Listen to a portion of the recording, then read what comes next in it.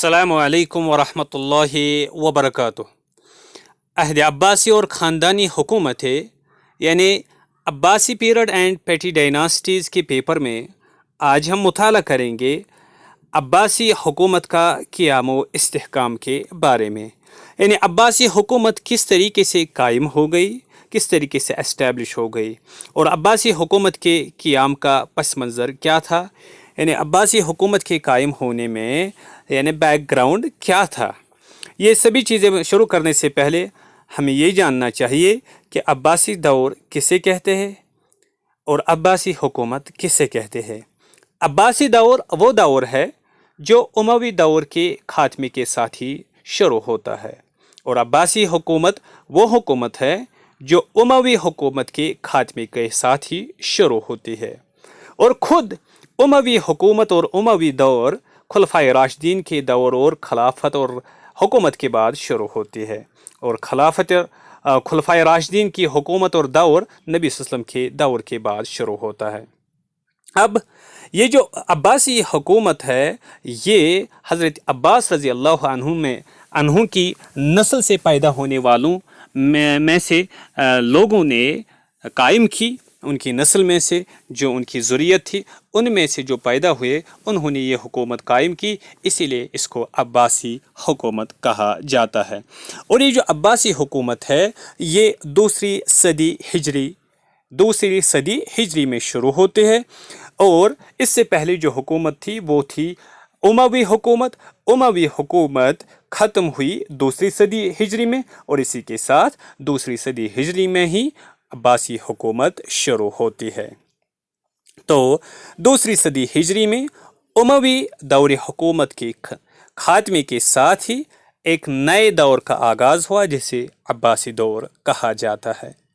इस दौर हुकूमत को दुनिया की सबसे बड़ी सियासी वहदत तस्वर किया जाता है जो तकरीबन 500 सालों तक फैला हुआ है। यानी जो अब्बासी हुकूमत थी वो तकरीबन 500 सालों तक कायम रही और ये जो अब्बासी हुकूमत है ये शुरू हो जाती है 132 हिजरी में और इसका इख्तिताम होता है 656 हिजरी में। ये सवाल पूछा जा सकता है कि अब्बासी हुकूमत किस हिजरी में शुरू हुई। 132 हिजरी में। अब्बासी हुकूमत किस हिजरी में ख़त्म हुई। 656 हिजरी में, 656 हिजरी में।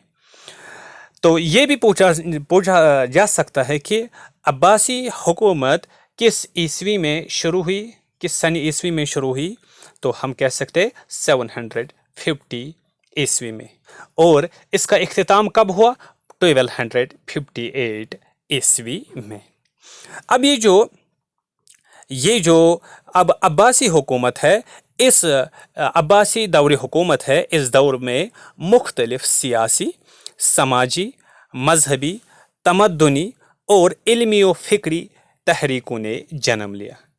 मुख्तलिफ किस्म की तहरीकें इस दौर में पैदा हो गई। सियासी तहरीकें भी, समाजी तहरीकें भी, मजहबी तहरीकें भी, तमद्दुनी और इल्मी और फ़िक्री तहरीकों ने भी इस दौर अब्बासी में जन्म लिया और अपनी नित नई तख्लीक़ात और ईजादात और कारकर्दगी से पूरी दुनिया को मुतासिर किया। यही वजह है कि इसे तारीख़ इस्लाम में अहद ज़री यानी गोल्डन एज से ताबीर किया जाता है।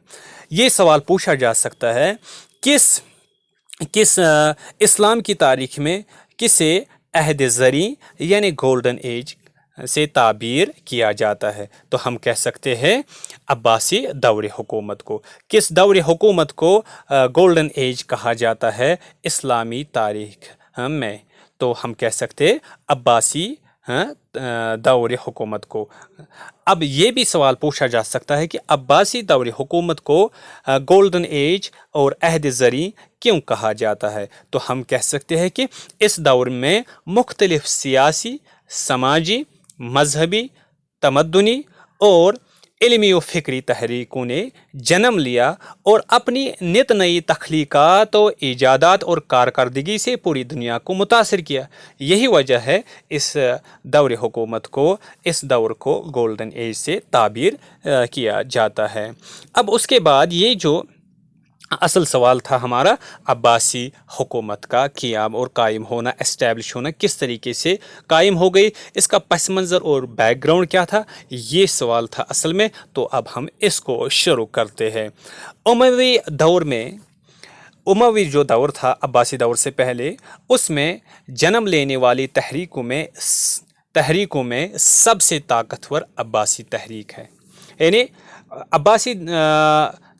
عباسی حکومت سے پہلے جو اموی حکومت تھی، اس حکومت میں، اس دور میں جو سب سے طاقتور تحریک تھی وہ تھی عباسی تحریک، اور جس نے 132 ہجری یعنی 750 عیسوی میں دمشق کی اموی اقتدار کا مکمل طور پر خاتمہ کر ڈالا اور ایک نئی حکومت کی بنیاد ڈالی۔ اس نئی حکومت کو عباسی خلافت کہتے ہیں۔ نمبر 1 پوائنٹ ہم نے یہ جانا کہ جو تحریک اموی دور میں شروع ہو گئی اموی حکومت کے خلاف، ان میں سے جو سب سے طاقتور تحریک تھی وہ تھی عباسی تحریک، جو پھر کامیاب بھی ہو گئی۔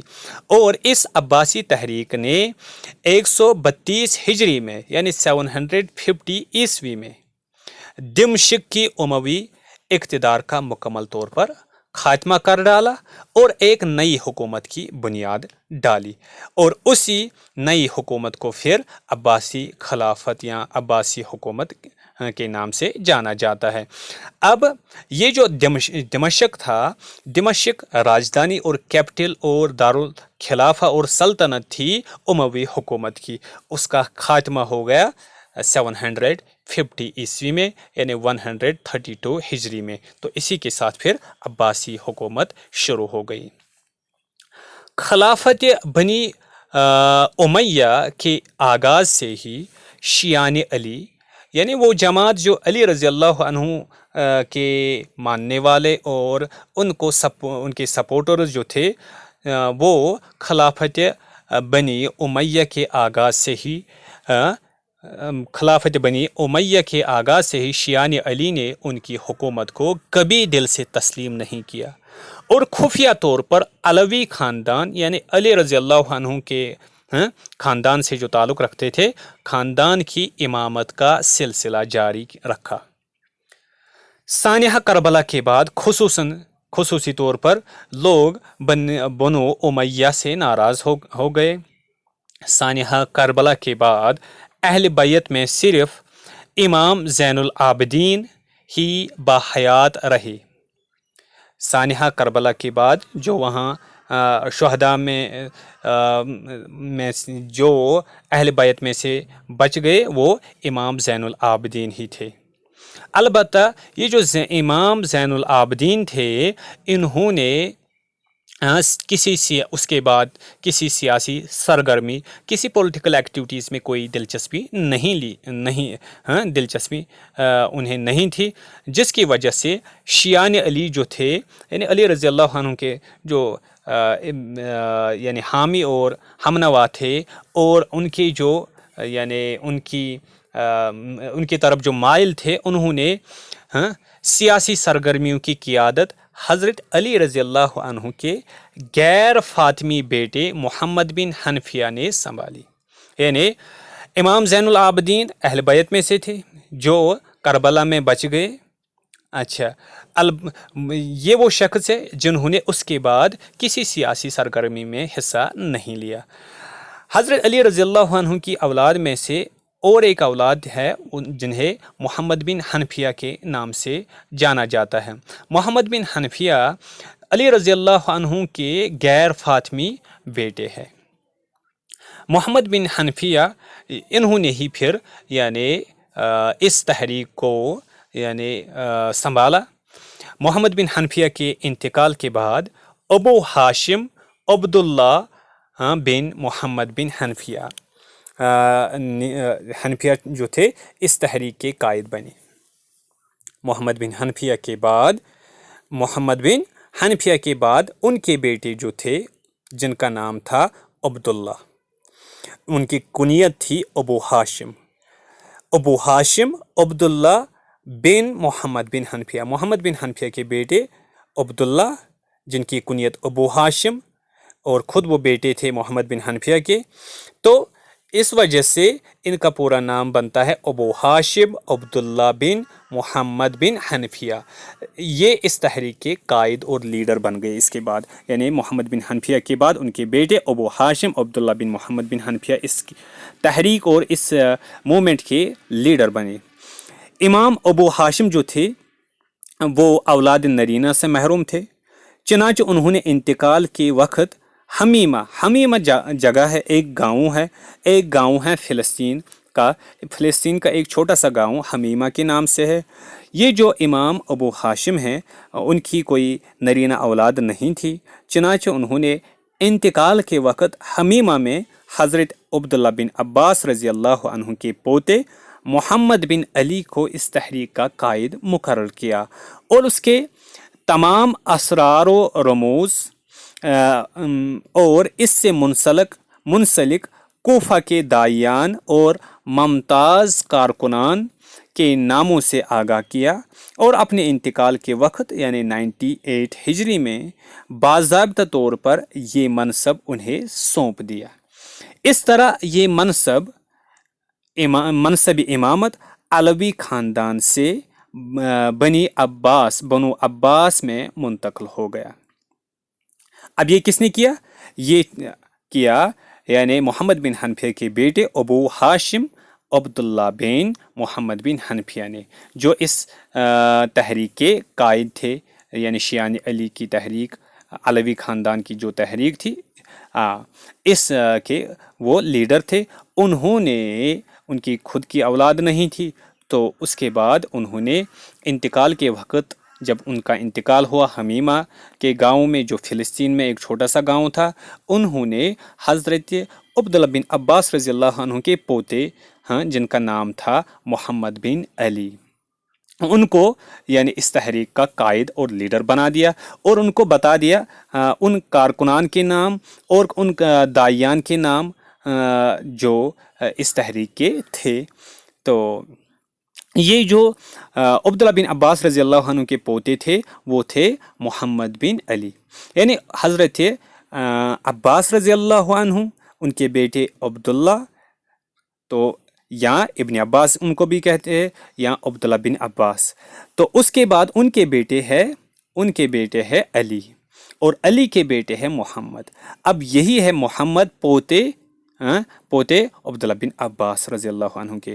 یہ جو پوتے محمد ہے یہ خود علی کے بیٹے ہیں، جس کی وجہ سے ان کا پورا نام ہے محمد بن علی۔ یہ اس تحریک کے لیڈر پھر بنائے گئے، اور جب حمیمہ میں انتقال ہوا ابو ہاشم کا 98 ہجری میں۔ کب انتقال ہوا ابو ہاشم کا؟ 98 ہجری میں۔ اس طریقے سے پھر یہ منصب امامت علوی خاندان سے بنو عباس خاندان میں منتقل ہوا۔ اس کے بعد کیا ہوتا ہے؟ امام ابو ہاشم کی وفات کے بعد اس تحریک کی قیادت محمد بن علی کو دیا گیا۔ وہ نہایت مدبر اور دانشمند شخص تھے۔ انہوں نے اپنے دور میں اس تحریک کو بہت منظم کیا، اور فلسطین کے ایک چھوٹے سے گاؤں حمیمہ میں بیٹھ کر باقاعدہ اپنی خلافت کا دعویٰ کیا۔ کہاں سے محمد بن علی نے اپنی خلافت کا دعویٰ کیا؟ وہ ہے فلسطین کے ایک چھوٹا سا گاؤں حمیمہ کے نام سے جسے جانا جاتا تھا۔ وہاں سے انہوں نے محمد بن علی نے اپنی خلافت کا دعویٰ کیا۔ انہوں نے اپنے مبلغوں اور نقیبوں کی ایک باضابطہ جماعت تشکیل دے کر انہیں اسلامی مملکت کے مختلف علاقوں میں روانہ کیا، اور انہیں خاموشی سے دعوت پھیلانے کی ہدایات دی۔ اس جماعت نے بنو امیہ کے خلاف پروپیگنڈا کر کے خفیہ طور پر اہل بیت کی خلافت کی بیعت لینی شروع کر دی۔ اس تحریک میں کسی خاص فرد کی دعوت کے پروپیگنڈا کرنے سے اعتراض کیا گیا تاکہ حامیان علی ان کے ساتھ رہے اور ان کے دلوں میں کوئی اندیشہ پیدا نہ ہو۔ ابتدا میں بیعت و تبلیغ کا یہ سلسلہ نہایت ہی خفیہ رہا، کیونکہ مبلغین کے پاس کوئی قوت نہ تھی جس سے وہ کام لیتے۔ علاوہ ازیں اس زمانے میں بنو امیہ کی شوکت غالب تھی، ان کا غلبہ تھا، اس لیے ان کے خوف سے دائی اور نقیب تاجروں اور فقیروں کے بیس میں اپنی دعوت کی اشاعت کرتے رہے۔ اموی حکمراں یزید ثانی کے عہد میں عباسیوں کے چند دائی خراسان میں پکڑے گئے۔ کس کے دور میں؟ کس اموی حکومت کے دور میں؟ اموی حکمراں یزید ثانی کے دور میں کچھ عباسی دائی اور دائیوں کو پکڑا گیا۔ کہاں پر پکڑا گیا؟ خراسان میں۔ اور وہاں کے گورنر نے ان سے معمولی باز پرس کی اور انہیں چھوڑ دیا۔ جو خراسان کے اموی گورنر تھے انہوں نے تھوڑی سی جانچ پڑتال کی لیکن پھر انہیں چھوڑ دیا۔ اموی حکمراں ہشام کے زمانے میں بنی عباس کی دعوت اور زیادہ وسیع و منظم ہو گئی۔ کس اموی حکمراں کے دور میں پھر یہ عباسیوں کی دعوت اور وسیع اور منظم ہو گئی؟ وہ ہے اموی حکمراں ہشام۔ اس عہد میں یعنی اموی حکمراں ہشام کے زمانے میں خراسان اور عراق کے بہت سارے علاقوں میں پھیل گیا۔ یعنی اس عہد میں عباسی پروپیگنڈا خراسان اور عراق کے بہت سارے علاقوں میں پھیل گیا۔ اس کے بعد کیا ہوتا ہے؟ 126 ہجری میں محمد بن علی کی وفات ہوتی ہے، تو ان کی وفات کے بعد ان کے فرزند امام ابراہیم جانشین ہوئے، یعنی محمد بن حنفیہ کے بیٹے علی بن محمد بن حنفیہ اور ان علی کے بیٹے محمد بن علی اور محمد بن علی کے بیٹے امام ابراہیم۔ تو محمد بن علی کی وفات کے بعد یہی امام ابراہیم جانشین ہوئے۔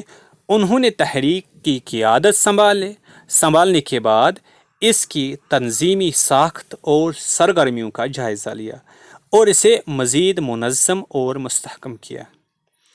اس کے اصول و ضوابط مرتب کیے اور نہایت منظم طریقے سے اسلامی مملکت کے مختلف علاقوں میں دائی مقرر کر کے اپنی تحریک کا جال پھیلا دیا۔ اس کے بعد کیا ہوتا ہے؟ امام ابراہیم کے دائیوں میں ایک نمایاں نام ہے، یعنی امام ابراہیم جو فرزند تھا محمد بن علی کا، ان کے جو مختلف دائی تھے ان میں سے ایک نمایاں اور مشہور نام ہے ابو مسلم خراسانی کا۔ وہ ابو مسلم خراسانی جو ہے وہ نہایت حوصلہ مند، باہمت نوجوان اور غیر معمولی سیاستداں تھا۔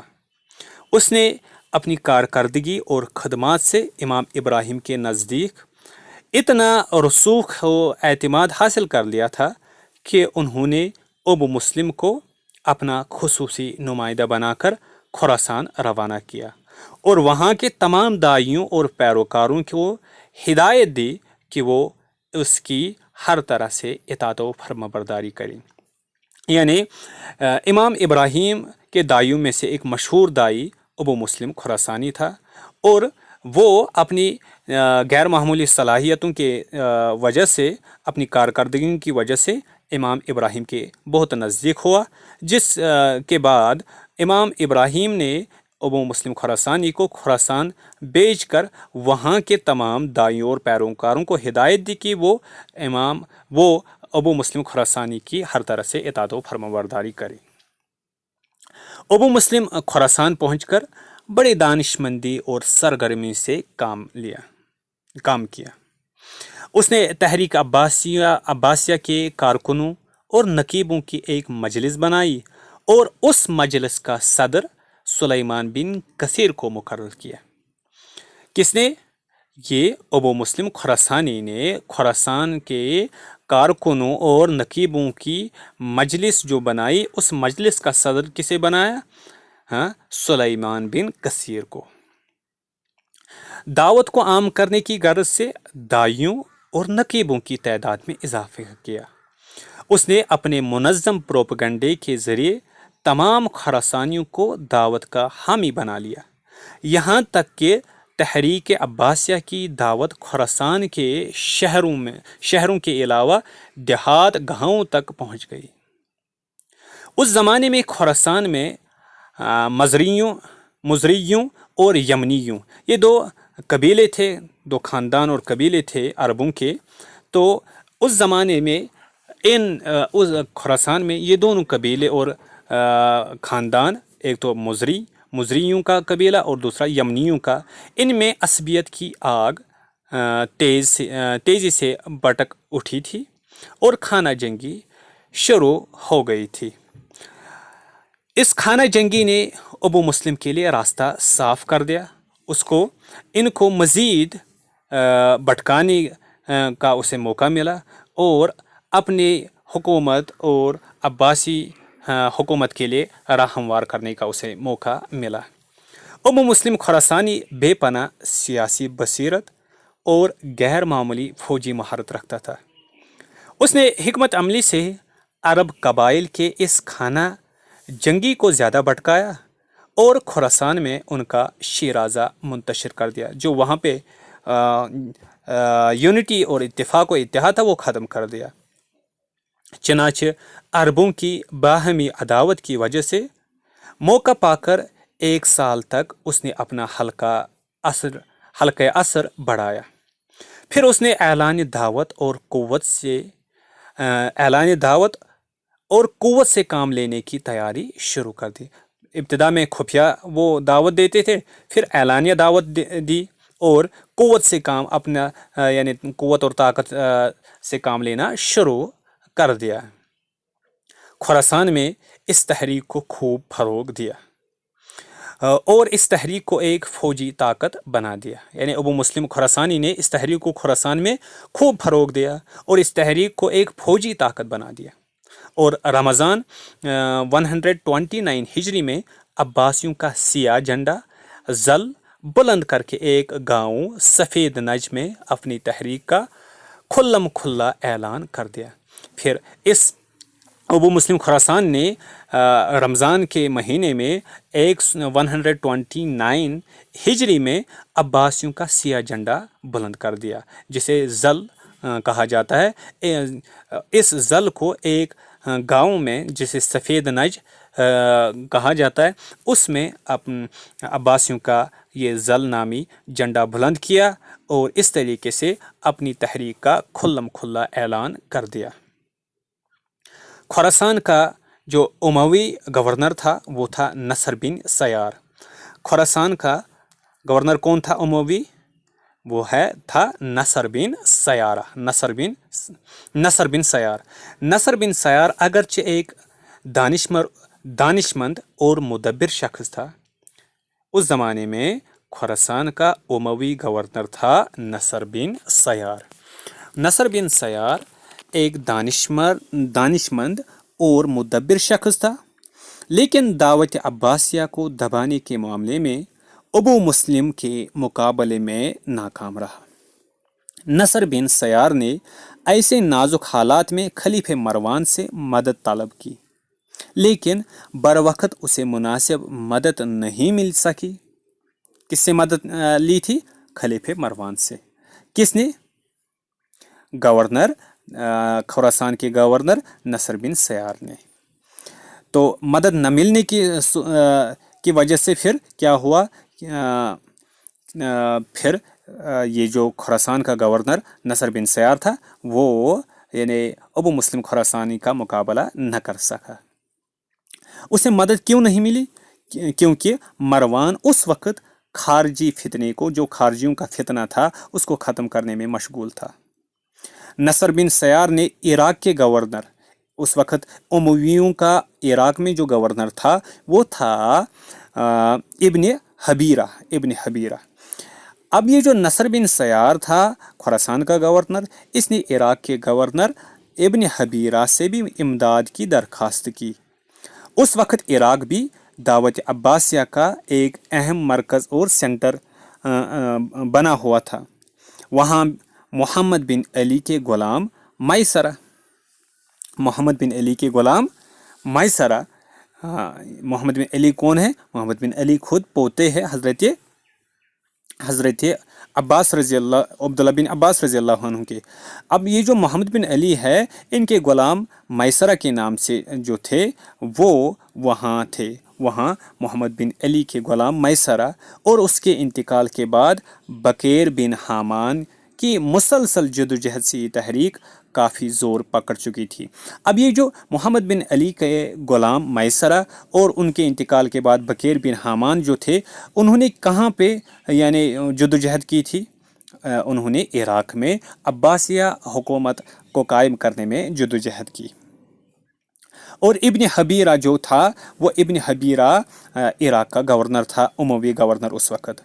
इब्न हबीरा उन फितनों में उलझा हुआ था, यानी इब्न हबीरा उमवी गवर्नर था इराक़ का, जो कि अब्बासियों की जो दावत वहाँ इराक़ में कायम हुई थी, खड़ी हुई थी मोहम्मद बिन अली के ग़ुलाम मैसरा और उनके इंतकाल के बाद बकीर बिन हामान की क़यादत में, तो उनमें उलझा हुआ था वहाँ के गवर्नर, इराक़ के गवर्नर इब्न हबीरा उस वक़्त, जिस वक़्त उनसे मदद मांगी थी नसर बिन सयार ने, जिसकी वजह से उसने नसर बिन सयार की जानिब तवज्जो नहीं दी और उन्हें कोई इमदादी फ़ौजी रवाना न किया।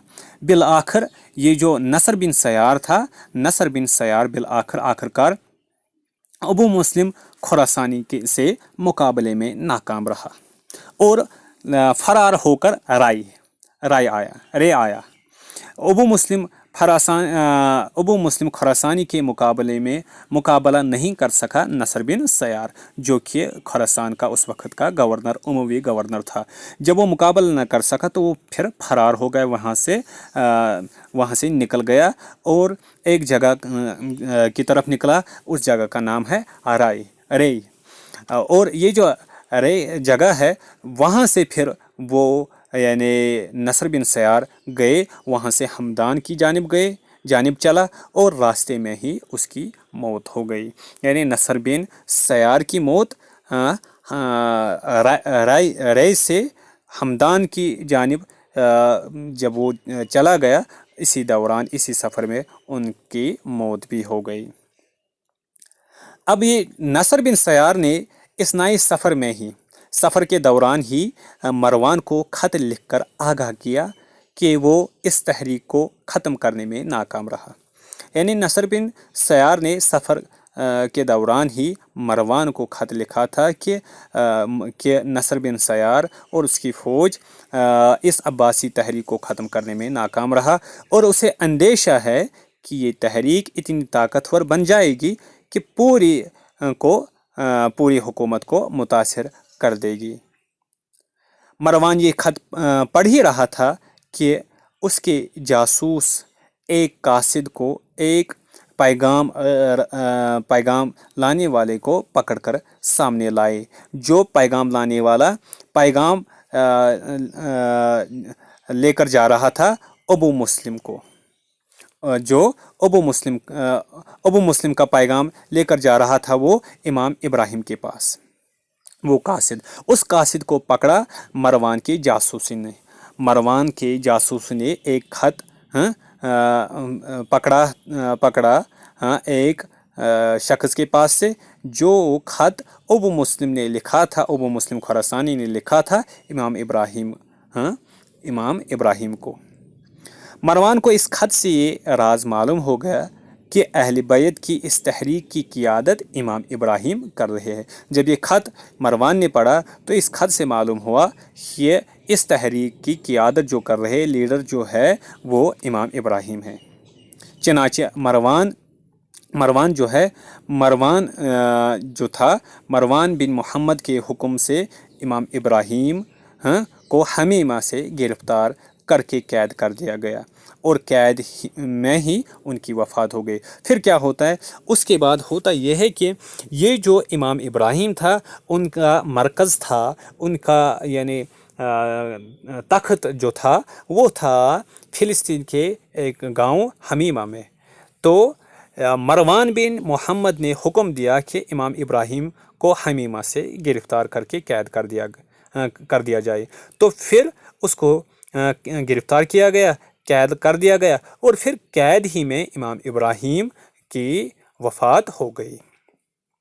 امام ابراہیم کی گرفتاری کے بعد 129 ہجری میں ان کے چھوٹے بھائی ابو العباس نے ان کی جگہ لے لی۔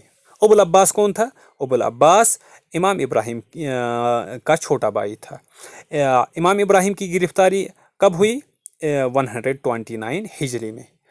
ابو العباس چھوٹا بھائی تھا کس کا؟ امام ابراہیم کا۔ تو مطلب یہ امام ابراہیم بڑا بھائی تھا ابو العباس کا۔